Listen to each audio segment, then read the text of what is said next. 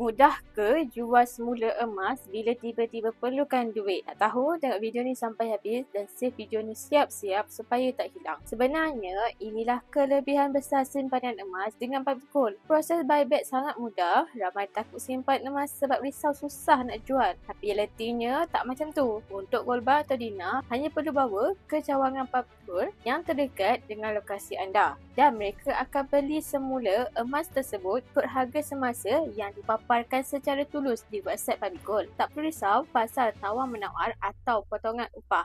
Tapi kalau simpanan dalam akaun Gap, lagi mudah ke? Ya, lagi mudah. Hanya jual melalui aplikasi dan duit akan terus masuk ke dalam akaun bank dalam 1 hingga 3 hari bekerja. Emas 99 dinilai berdasarkan berat dan keturunan tanpa cas tersembunyi. Sebab tu, emas bukan sekadar simpanan tapi aset yang boleh dicairkan bila-bila masa bila perlu. Nak mulakan simpanan emas yang pertama, berdaftar akaun emas JFP Public Gold percuma sahaja. Rujuk video atau klik link bawah ni. Follow untuk lebih lagi emas dan kewangan.